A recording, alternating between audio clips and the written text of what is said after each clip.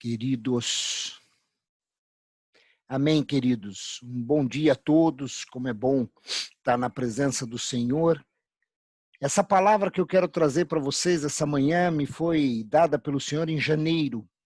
Engraçado, né? Em janeiro eu preparei essa palavra, não como ela ficou, mas eu comecei a rabiscá-la achando que ia pregar num domingo de janeiro, quando Deus fez uma mudança completa e me fez pregar outra coisa naqueles domingos de janeiro e só me trouxe essa palavra hoje. Algum propósito sempre há no Senhor. E eu queria que a gente meditasse naquilo que o Senhor colocou no meu coração para trazer a vocês. Eu queria que vocês abrissem em Eclesiastes 12. Eclesiastes é um livro muito bom de ser lido, mostra a vida de Salomão, mostra ele no final da vida, escrevendo sobre todo aquilo que ele viveu. Salomão foi o homem mais sábio dessa terra, ele ganhou essa sabedoria diretamente do trono de Deus.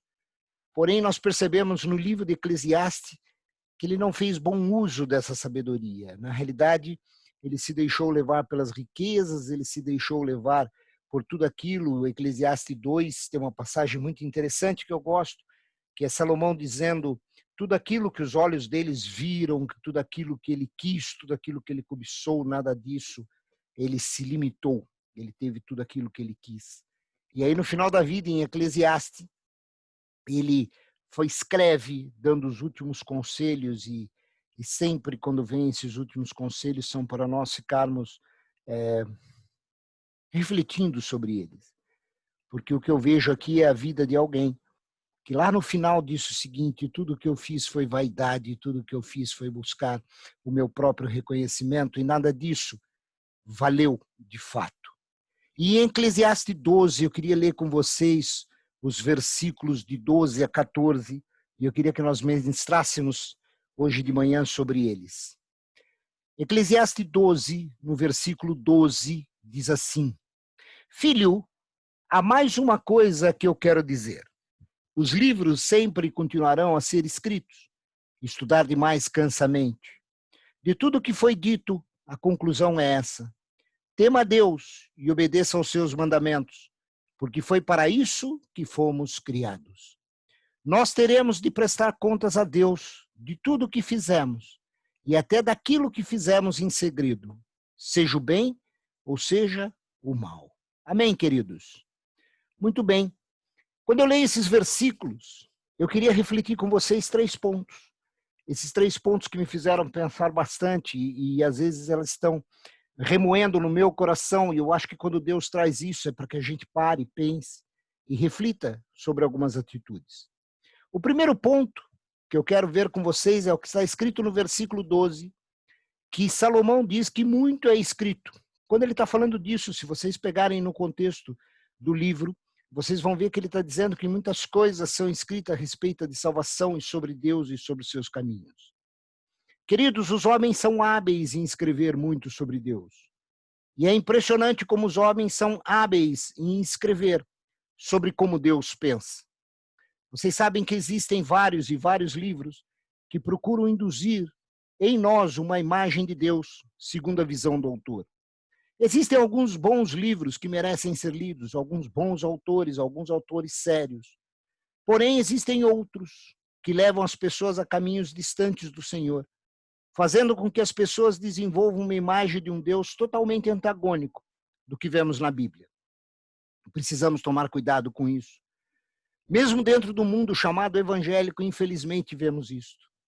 Existe uma grande quantidade de escritos que vemos e que geram seitas, que distorcem aquilo que Deus efetivamente quer. Mostram um Deus muitas vezes como um servo do ser humano, ou como um Deus que exige sacrifícios para atender as pessoas, ou um Deus que precisam que se façam coisas boas para que as pessoas sejam reconhecidas. Queridos, eu nem estou falando de outras crenças que distorcem mais ainda a visão de Deus, dando ao ser humano um Deus que estará para atender os caprichos humanos.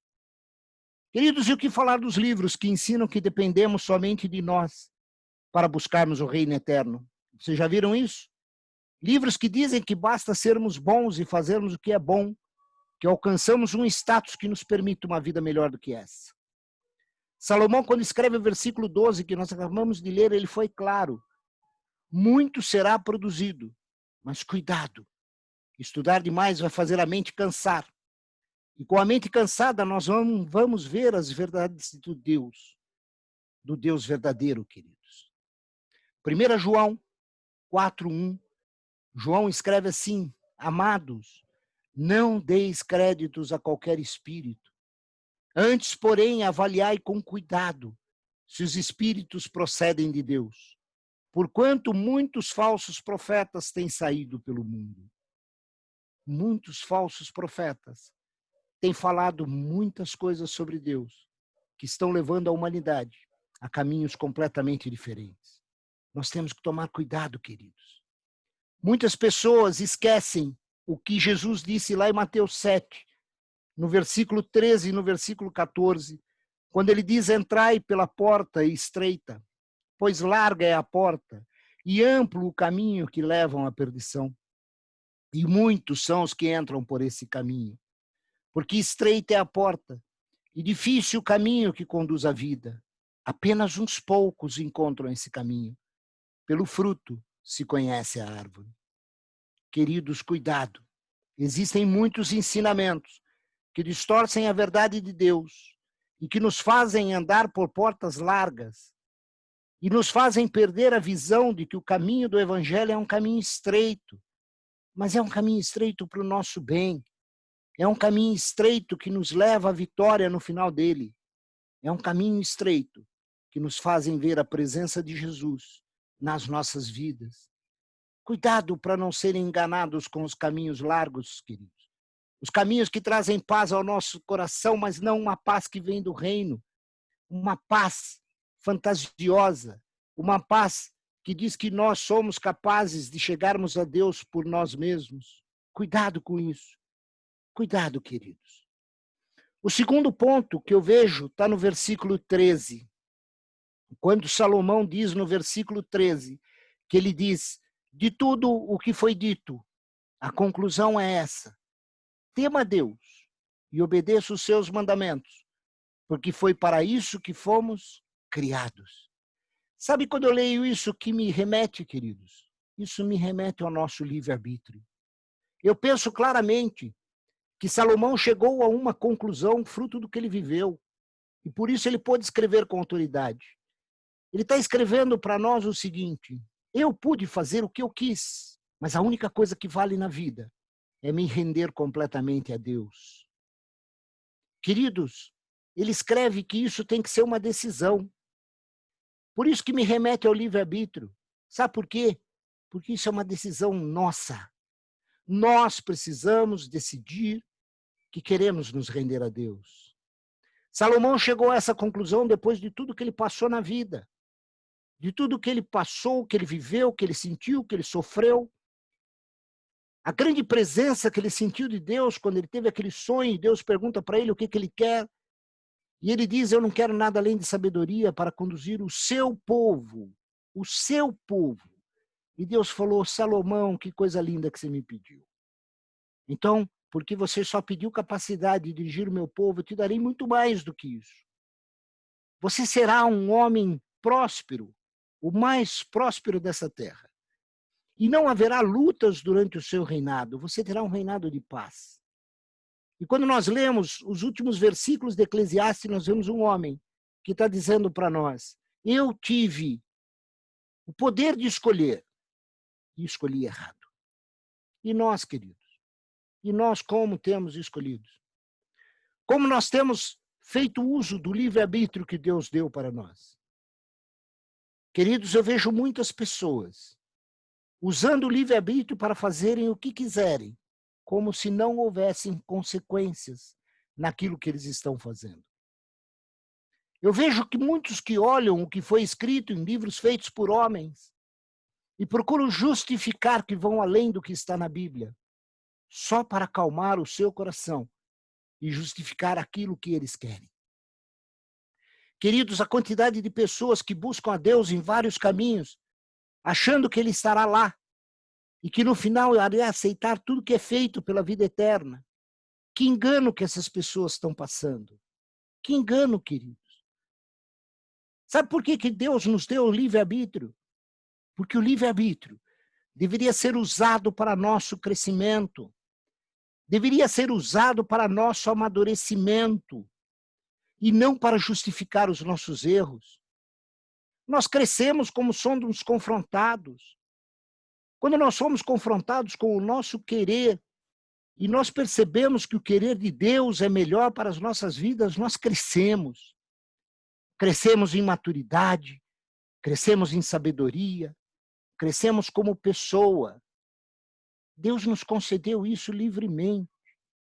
Deus nos concedeu livremente a opção de analisarmos, entendermos e decidirmos sobre as coisas. Quando Deus nos concedeu o livre-arbítrio, Ele determinou uma grande diferença na criação do ser humano. Só que isso traz umas consequências. Ele nos criou com a possibilidade de escolher os caminhos, sem desculpas, queridos, sem culpar os outros. Somos nós que determinamos para onde vamos e o que fazemos e com quem fazemos. Nós somos senhores absolutos de nossas escolhas.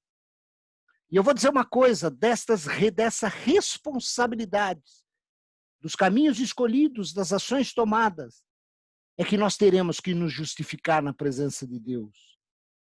Queridos, veja o que Paulo diz aos Romanos, lá em Romanos 1, no versículo 20 a versículo 23.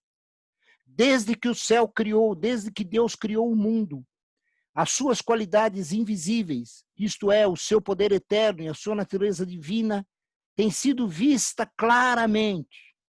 Os seres humanos podem ver tudo isso nas coisas que Deus tem feito. E, portanto, eles não têm desculpa nenhuma. Veja o que fala o versículo 21. Eles sabem quem é Deus, mas não lhe dão a glória que ele merece. E não lhe são agradecidos. Pelo contrário, os seus pensamentos se tornam tolos e a sua mente vazia está coberta de escuridão. Eles dizem que são sábios, mas são tolos. Em vez de adorarem ao Deus imortal, adoram ídolos que se parecem com seres humanos, ou com pássaros, ou com animais de 4 patas, ou com animais que se rastejam pelo chão. Queridos, cuidado com as nossas decisões. Nós podemos estar deixando o que Deus quer de lado e não viver a plenitude do Evangelho e não alcançar a vida eterna. O livre-arbítrio nos permite escolher ficar longe de Deus. Vocês já pararam para pensar nisso? Muitas vezes nós estamos lutando para estar próximo de Deus, mas o livre-arbítrio também nos permite ficar longe dele. Jesus fala lá em Mateus 7, 22 e 23, uma passagem que me assusta muito. Jesus diz o seguinte: muitos me dirão naquele dia, Senhor, Senhor, não profetizamos em teu nome? Em teu nome não expulsamos demônios e não realizamos muitos milagres? Então, eu lhes direi claramente, nunca os conheci. Afastem-se de mim, vocês que praticam o mal. Sabe o que Jesus está dizendo? Jesus está dizendo às pessoas que se chegavam a ele, dizendo assim, Senhor, somos nós. E Jesus diz, quem são vocês? Vocês nunca estiveram perto de mim. Vocês usavam o seu livre-arbítrio para mostrar aos outros que estavam próximo de mim. Vocês pareciam ter visões ou pareciam ter comportamentos de piedade. Vocês até agiam com esse comportamento, porém vocês nunca me conheceram. Vocês nunca deixaram que eu entrasse verdadeiramente na vida de vocês, porque vocês sempre ficaram entre 2 pensamentos. Vocês nunca vieram de fato para a minha presença. O coração de vocês nunca esteve realmente derramado no meu altar. Vocês nunca entenderam o que eu pedi de vocês. Queridos, isso é o risco. O nosso livre-arbítrio, assim como nos aproxima do Senhor, ele pode nos afastar do Senhor. Cuidado com o que você coloca nos seus pensamentos. Cuidado com o que você deixa agir no seu coração.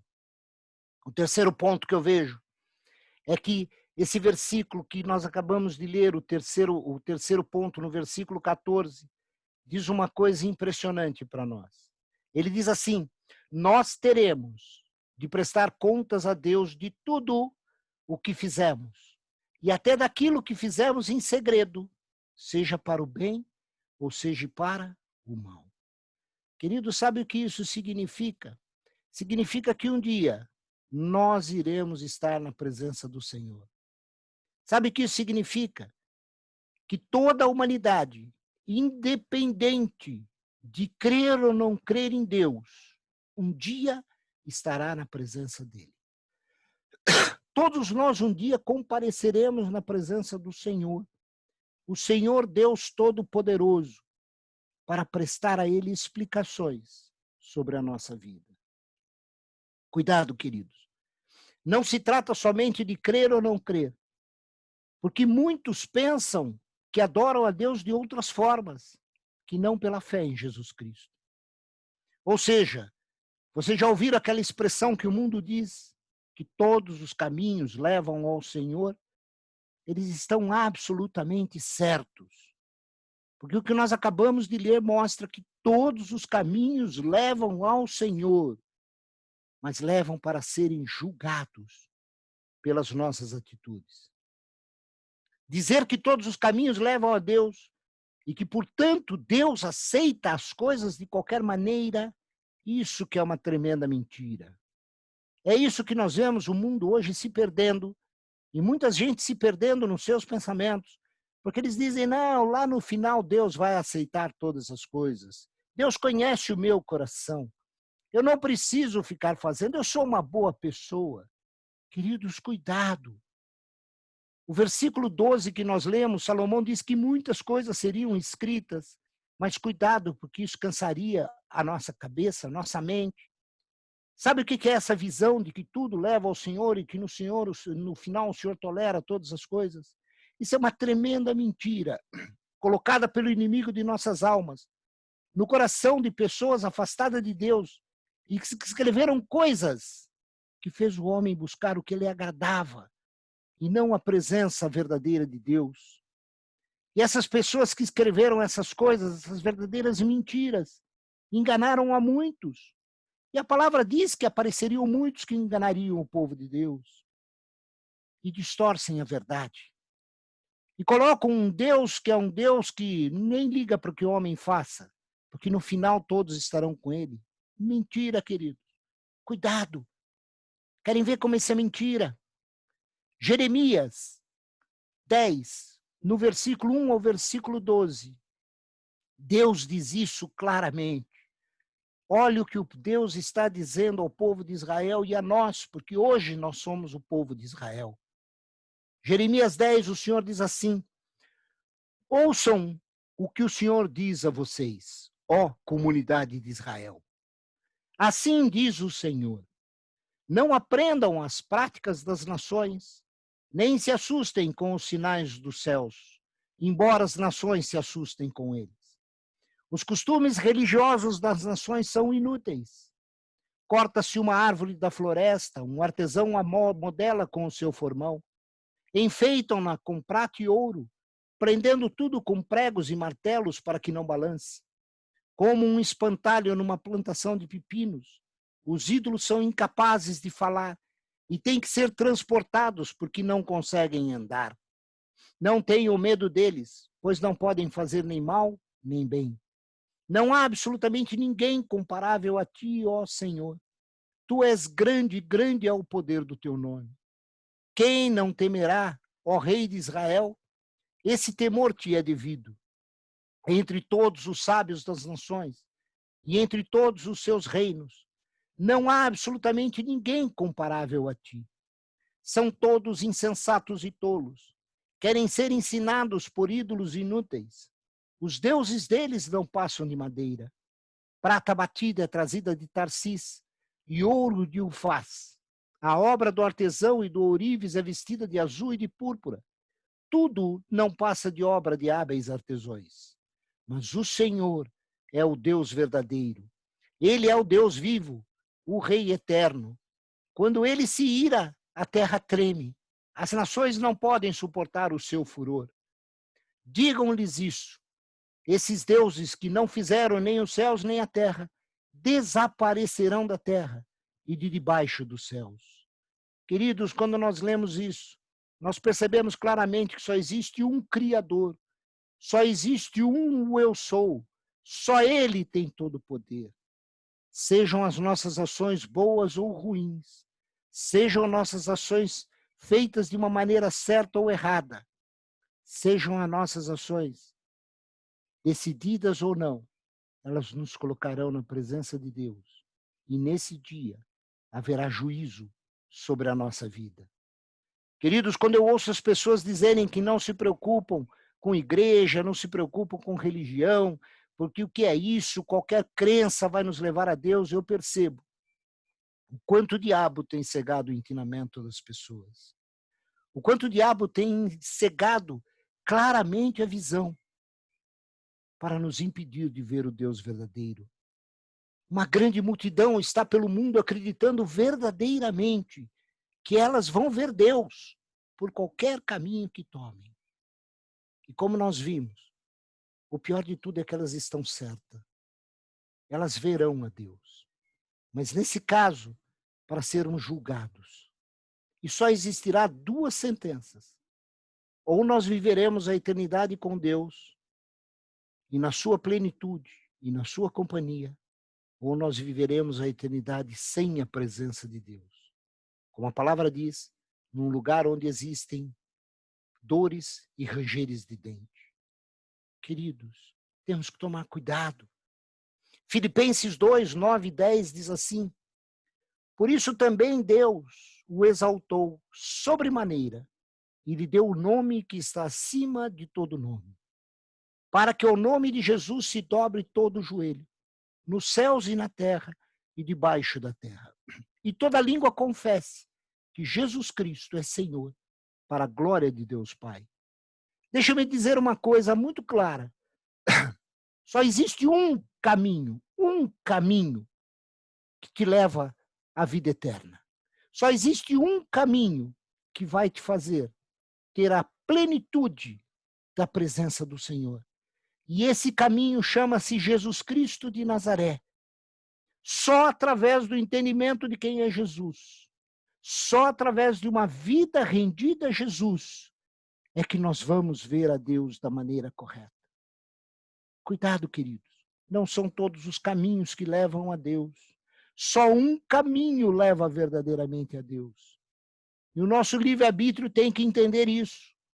O nosso livre-arbítrio tem que deixar de ser enganados por pensamentos humanos que colocam coisas aparentemente boas em nós, para nós entendermos verdadeiramente que a porta de Deus é estreita. E caminhar por esta porta estreita significa encontrar Jesus. E é Ele que nos conduz ao longo dessa porta, para que a nossa vida seja verdadeiramente transformada e para que a nossa vida seja realmente colocada na presença do Senhor. Não adianta achar, queridos, que cumprindo leis ou se apegando a dogmas de homens nós teremos a salvação. Nós não teremos salvação a menos que aceitemos a Jesus e reconheçamos nele a verdade, o caminho e a vida, e que ele é verdadeiramente o Filho de Deus. Lá em João 3, no versículo 18 e 19, isso está muito claro. Diz assim: aquele que crê no Filho não é julgado, mas quem não crê já está julgado, porque não crê no Filho único de Deus. E é assim que o julgamento é feito. Deus mandou a luz ao mundo para que as pessoas... Deus mandou a luz ao mundo, mas as pessoas preferiram a escuridão, porque fazem o que é mal.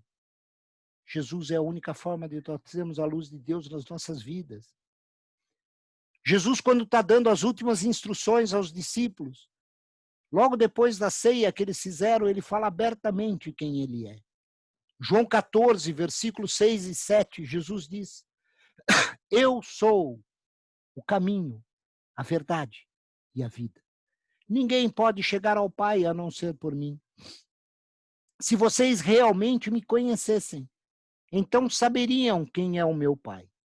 Desde agora vocês o conhecem e o têm visto. Querido, Jesus está dizendo para nós é que se nós realmente o conhecermos, se nós realmente conhecermos quem é Jesus, entendermos os seus ensinamentos, obedecermos às suas vontades, nós teremos a presença de Deus em todo momento na nossa vida. Querido, Jesus quer que nós conheçamos as portas que nos levam a Deus. Por mais estreita que ela possa parecer, essa é a única porta pela qual nós devemos andar. Não tem outra forma.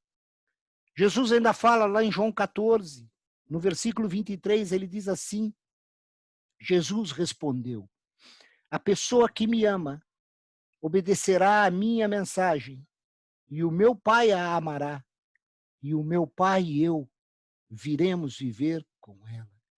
Queridos, vocês querem alegria maior do que essa? Se nós obedecermos a Jesus, sabe o que acontece? Deus habita em nosso coração. E aí nós vamos entender quem é Deus. Nós não vamos ficar pulando de um lado para outro. Nós saberemos exatamente que a vontade dele para nós, independente da circunstância, independente do que passamos. Lá na frente, aonde nós não podemos olhar porque a nossa visão é limitada, a vontade dele é melhor. A vontade dele nos leva a caminhos melhores. Não são todos os caminhos que levam a Deus, só um caminho leva a Deus. E esse caminho chama-se Jesus Cristo de Nazaré, queridos. É o único caminho que leva a Deus. Sabe, queridos, por causa desse incomensurável amor de Deus, é que nós podemos entrar na presença dele. E é por causa de Jesus que esse amor foi demonstrado. É por causa de Jesus que temos essa vida eterna. Tudo isso nos foi permitido pela graça de Jesus Cristo, que aceitou morrer em nosso lugar naquela cruz, sofrendo o castigo que era para nós. Queridos, éramos nós que deveríamos estar crucificados naquele madeiro, não ele. Foi pela graça. E aí tem muita gente que confunde, foi pela graça e não de graça que nós fomos salvos. Muda a tua maneira de pensar, queridos. Nós não recebemos isso de graça, nós recebemos pela graça. Porque de graça não teve nada. Jesus pagou um alto preço de uma morte dolorosa e sofrida para que eu e você pudéssemos estar na presença de Deus. Para que eu e você, naquele dia em que todo joelho se dobrar na presença do Senhor, nós possamos levantar os nossos olhos com ousadia e dizer, Pai, eis-nos aqui, e ouvirmos dele, filho, entra na minha presença. Foi por Jesus. Queridos, isso não foi de graça, foi pela graça. Isso teve um alto preço. O castigo era nosso, mas Jesus o aceitou pagar para que nós pudéssemos estar aqui hoje, dizendo desse amor, dizendo dessa graça. Queridos, entenda de uma vez, não é o nosso esforço fazendo coisas boas, não é o nosso esforço mostrando aparência de piedade nas situações que não vai nos levar à vida eterna, é somente na nossa perseverança em viver segundo os ensinamentos de Jesus. É isso que nos leva à vida eterna. E é esse caminho que nos faz entrar na presença do Senhor. Não volte atrás. Não deixe com que coisas escritas por homens, colocado na mente de pessoas que eram fracas na presença do Senhor, induzam você a um erro. A Bíblia é o único livro correto. É o único livro em que não há incoerências.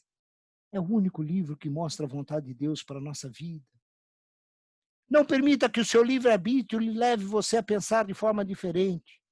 Só um caminho leva a Deus. Elias, para nós já concluirmos, quando ele está lá no Monte Carmelo com os profetas de Baal, quando ele começa a fazer a sua parte, vocês conhecem a história, os profetas estão lá se batendo, chicoteando, pedindo que Baal faça alguma coisa. E Elias fica ironizando todos os comportamentos deles.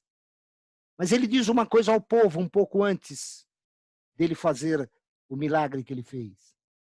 E Deus realizar o milagre através da vida dele. Lá em 1 Reis 18, no versículo 21, Elias grita ao povo e diz assim: por quanto tempo vocês vão ficar oscilando entre dois pensamentos, sem se decidirem por um deles? Se o Senhor é Deus, sigam-no. Porém, se Baal é Deus, sigam a Baal. Sabe o que aconteceu, queridos? O povo, porém, não lhe respondeu nada. E uma pergunta que eu faço hoje para nós: o que nós responderíamos? Aonde está o nosso pensamento? Será que nós vamos ficar flutuando entre dois pensamentos? Ou vamos nos focar unicamente naquele que é o caminho de Deus para nós, que é Jesus Cristo? Somente Ele nos conduz a Deus. Não se deixe levar por dois pensamentos, queridos. Entendam que Jesus é o caminho, a verdade e a vida. E só Ele nos leva à presença de Deus. Entenda que esse amor de Deus e que pela graça de Jesus nós podemos receber o poder do Espírito Santo, que nos transforma, nos traz vida e nos traz vida em abundância. Então, queridos, como diz o profeta Elias, não balance entre dois pensamentos. Decida-se por Jesus e você verá o quanto a sua vida será transformada. Queridos, eu queria orar, mas eu vou pedir ao pastor Manuel que faça essa oração. Eu vou pedir a ele que a gente possa estar encerrando essa manhã e que ele possa, a partir desse momento, orar pelas nossas vidas. Amém?